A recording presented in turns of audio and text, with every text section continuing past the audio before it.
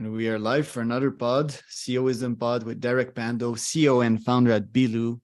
Derek and I were discussing Cuba. Derek's coming soon, hopefully. He has Cuban origins. And I told him that Cuba was just amazing. Derek's a CEO, a founder. He's he's been an author at LinkedIn Learning, so he taught classes there, spent time at Zoom as well. So humongous track record. Recently completed a master at Harvard, so very prestigious, and we can discuss about the ROI of that. Derek, welcome to the pod. Can you tell us a bit more about yourself and your background? Thanks, Charles. Yeah, really excited to be here. I've spent my whole career in tech, just right out of college, and mostly in B2B software marketing companies or B2B software companies that I worked as a marketer. But about a year ago, decided to take the entrepreneurial leap. I've always kind of planned on starting my own company and really focus on a space providing printable activities for kids. The original hypothesis was as a daily alternative to screen time. But now we have learned that most users on our platform are teachers. So we're focusing more and kind of transforming into more of an ed tech company. So that's me. That's amazing. Tell us, I can learn so much on the parenting side of things, and I also have plans to launch ed tech businesses and for my kids specifically when they are born into this world, because I think it's so important. I think the educational system is very broken. And I have a chip on my shoulder for that one because it never suited me. I excelled at school, but I was always outside of the class because the teachers, I caused a lot of trouble to them. Was getting bored, with the ADHD brain and the educational system that just treats you as another item on the line, while I was more than that. Obviously, I was an entrepreneur. I was a little CEO, already at that age. And I think there can be so much more that can be done there. For example, I'm a strong believer that kids should literally work at 8, like I would take a kid at my company, have him as an intern and teach him everything. I learned Spanish in a year just by listening to my wife and practicing. I didn't need a book for that. I didn't need a teacher for that. Obviously not all brains are the same, but what do you see in the educational system, not that wrongs you, but that creates a little friction and you are like, okay, I need to change that? Well, first, I agree with you on getting an early start and how critical that is. And with entrepreneurship, my dad was really good about that, and he encouraged me to start several businesses, including a lawn mowing business that I ended up growing to a point where I had employees and commercial contracts at like the age of 16, which really impacted my view of the world, my confidence in myself as a professional. So I'm really big on that. I think right now what I'm focused on a lot is providing more offline resources. So the negative effects of screen time, of too much screen time, are well documented. And every study that comes out, it's worse and worse news. And while we have we have screen time that is can be educational for the kids, and there's definitely a place for that in the classroom. I think the old pencil and paper to learn and engage and entertain kids is something that we feel passionate about, and this is part of our mission at Beeloo. I think the other trend is empowering learning wherever you are, right? So whether that's in a public school, a private school, a charter school, a home school, or just a highly engaged parent, part of what we're trying to do is enable them to have high quality educational resources that they can use with their kids to cut down on prep, cut down on cost, which is often what prevents, parents, teachers, other caregivers of, engaging at the level they want with kids. So, yeah, there's so much room for improvement in our educational system, and I think the way generative AI can impact it can be in a lot of positive ways too. I'm one of the optimists on that side of things that's going to improve our educational system and opportunities around the world. That's two of us. I think I'm more of an optimistic person on the topic. Me, I'm on the controversial side that, yeah, AI is coming for a job, and that's good. I mean, it's going to enhance a couple of few people that want to work and want to do good in this world. But the truth is, most people on this planet, they consume more than they take. And that's fine. Me, I'm willing to carry the boat, like they say in the Navy SEALs. You know, like I've worked with 1,000 employees plus in the past 7 years, and I mean, what I've seen is that, yeah, people are there to get money. They're not there because they're passionate about growth or anything. There is some of that, but I do think, and at the rhythm that I'm seeing AI advancing, and which brings us back to the topic of education, I'm seeing that new gens will have it a tad harder, which is why it's important for them to have a head start in that market and treat AI as a friend, you know? Well, they had an imaginary friends the last generations. Well, our kids will have real ones, you know, that they can talk to and interact with. Hopefully, I mean, we can shape little brains in a different way than we've shaped them, because the school shapes them to just do what you're told, you know. Don't be creative, just like provide the right answer that we already templated for you. Well, I feel they should have this AI that would guide them in a more creative and passion-driven directions, and that would shift the full market. And maybe we wouldn't end up in the dystopia of having an AI pretty much do everything, and 80% of the world stuck with a VR headset, like in Ready Player One. What do you think about these controversial theses? Yeah, I mean, I tend to view technology as when used best, it augments what we do, right? And I think when it comes to AI, that it makes us more efficient, more productive, and it can enable us to focus on things that are more fun. I'm using generative AI every day in my startup, but I would say most of the things that I'm using it for are not things I love to do. They're kind of, you know, kind of lower skill, manual, data entry, processing kind of work. And so I hope that's what the future looks like with AI and with AI education, that it can augment us as professionals and augment students' learning.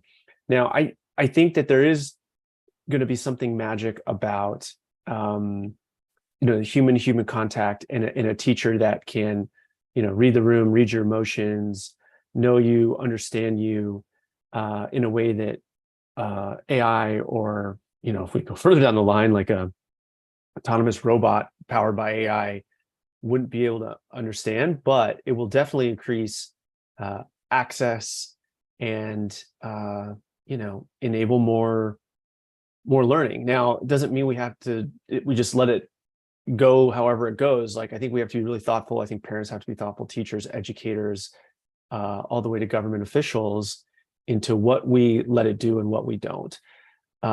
Because I think there's magic in what makes us human and in person-to-person contact. So, you know, let's use it in ways that work for us, and not ways just because the technology can. There's always the genes vs creation debate that I have on this podcast. Like, is an entrepreneur created or built? And kids, I've always had this debate with myself, as per a kid's destiny. Do they have like free will, or is it like their parents that are imposing something consciously or subconsciously on them? And I can certainly view an AI that would constantly quiz the kid and ask him like, hey, what do you like, you know, what's fun for you on a daily basis? Oh, did you know that this existed also? Like, does that interest you? Would that be a better model to guide a kid towards a potential career that is passion driven? Yeah, I think that's possible. I mean, I think the challenge is that one of your key roles as a parent is to instill values, right, and belief systems into your kids. And, you know, so when you're born into a family, there's values and belief systems that exist in your family, and some of those are great, some of those are not so great, some of those are going to really fit your kid, some of those are not going to fit your kid. But I don't believe that kids should come and be empty vessels, and they should just be that on their own. I think their parents should guide and instill that in them. And so, I hope we don't start going to a place where we're expecting, um, you know, anyone besides the parents to do that. That be it governments or artificial intelligence or whatever. Now it can augment that and give greater access and enable. But I think as parents, it's good that we have points of view and opinions and values and morals and try to instill that and find ways to augment it. Because what is a career? It's something that can add value to the society. When I started out as a kid, the best value that I could find was like making people laugh, as a little class clown, or leading my little pack of friends in the woods and building, that little house up there. If only we could link that back to capitalism, which is our modern system, and have kids generate money early. I think it's one of the main topics, because me, I was never really pushed out of the nest. I had to push myself out of it, thank God, because else I don't know where I would be today. Probably a bum somewhere, not making anything out of myself or adding value to society. I think, kids need to be in touch with money quite early and have an education, which is something I never had. And you probably didn't know how to, or your parents, you're quite fortunate if they taught you how to manage your money. I wasn't. I also view meditation and mindset as something that is super important. We wouldn't need psychotherapists as much if we would have like a class that would teach you daily how to think and how to react to life. Life is by default very hard. It's not hostile like being out in nature, like a gazelle in the savannah, but it is somewhat similar to that, but psychologically. And as technology is accelerating and so forth, there's more and more stress put on our children and society. What do you think could be a fix to that?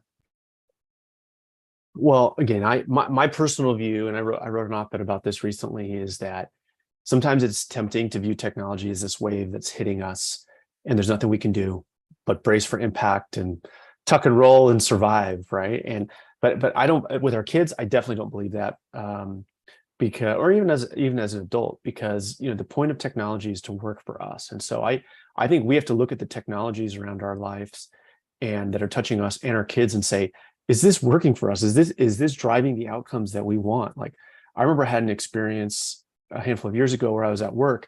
I got in the elevator, and the elevator ride was like 20 seconds, and I pulled out my phone to check Facebook, and I thought, this isn't working for me. Like why do I feel the need to check my phone for just 20 seconds of blank time? So I deleted the Facebook app, and for years, and off my phone, I still use Facebook, but for years and years and years, I didn't have Facebook on my phone. And I feel the same about like technology with my kids. Like here's an example that I absolutely love. Like my kids, of course, they love technology. They want to be on screens all the time, more than I want them to be. But one of the ways that I've been using technology to inspire them to spend less time on technology is there's this app called Brickit. And what you do is you take a picture of all the Legos that you have, and it will suggest designs for you. And so my son, he liked Legos, but he wasn't that into it. But when I started having him use the Brickit app, it has reignited his creativity, and he's spending way more time building Legos. And even now, sometimes he uses the app, sometimes he doesn't, but it's almost the technology like trained him, gave him the confidence, inspired him.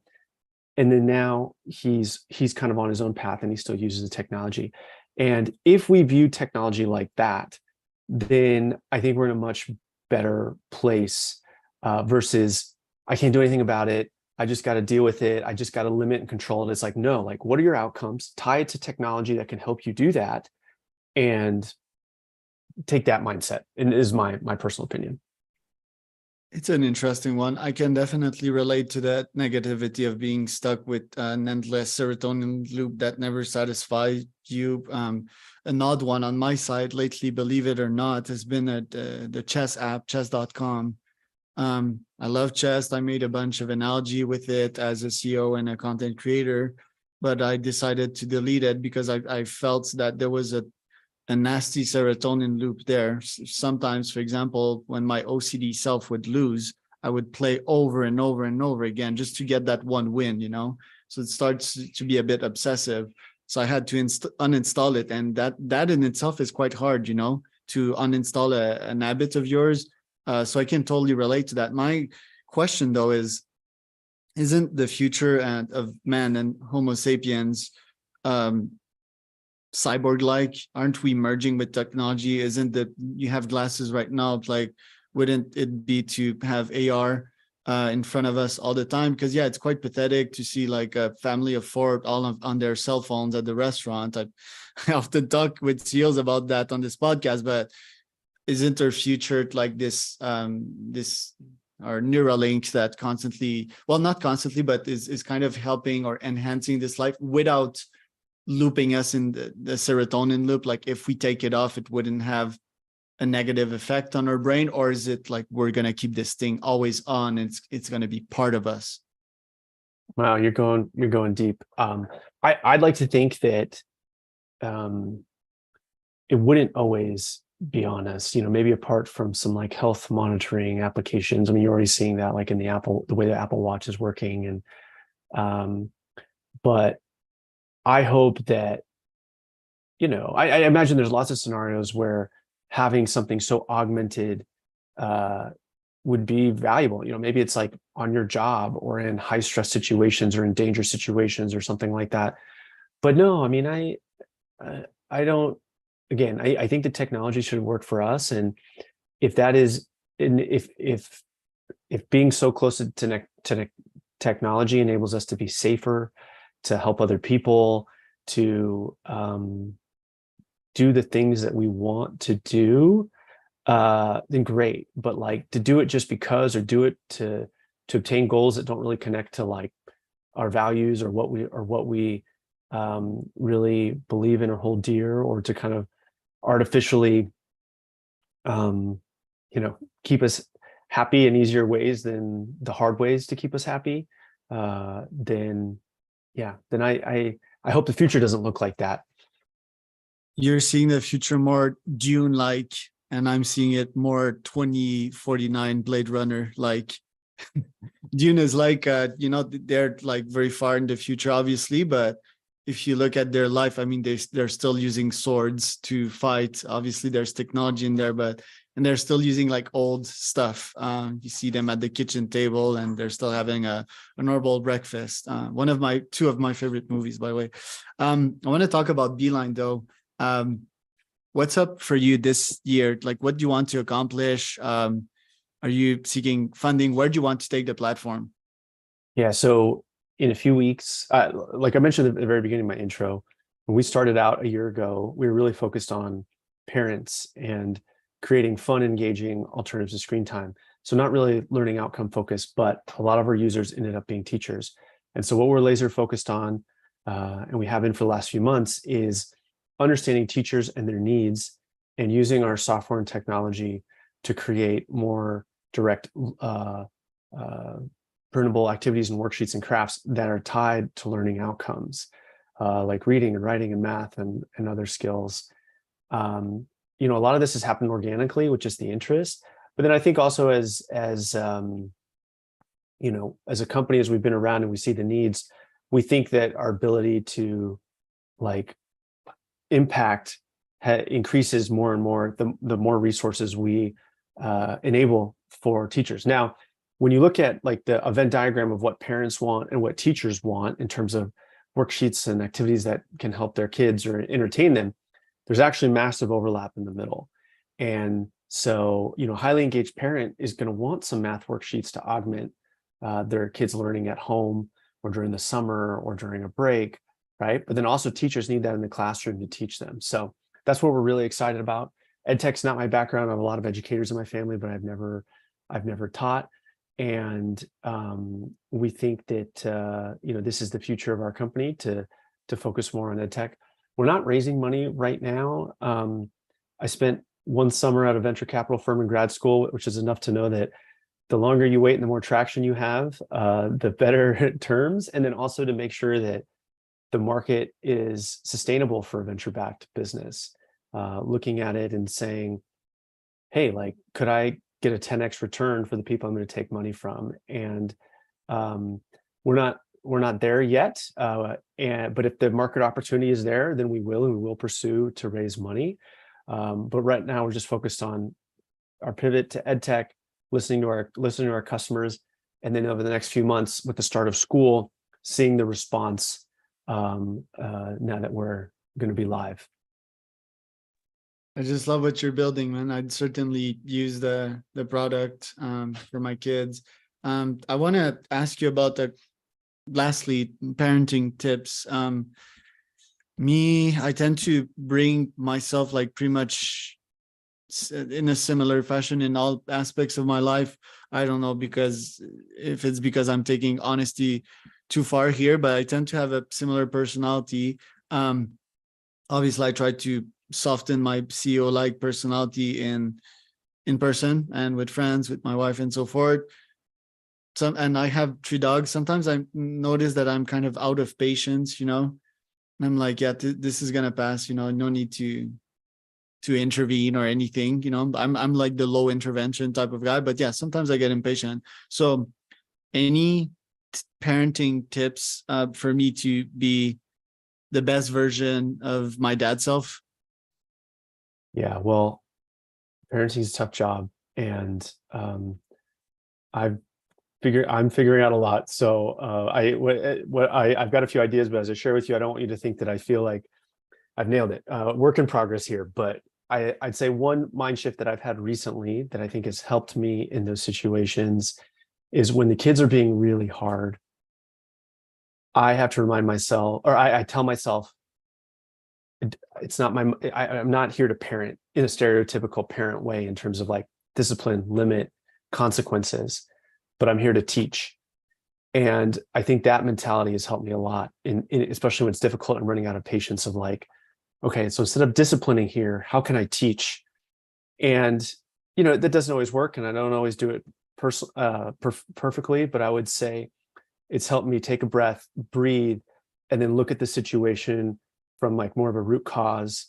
Like why is the kid behaving that way? Is it because they're having difficulty processing their own emotions? Is it because they don't understand, a principle, or they don't understand what I wanted, or they didn't understand the rules were, or whatever it may be? And so I think the mindset of a teacher can help you be a good parent. And so, yeah, that's all. That's what I got. No, that's a good one.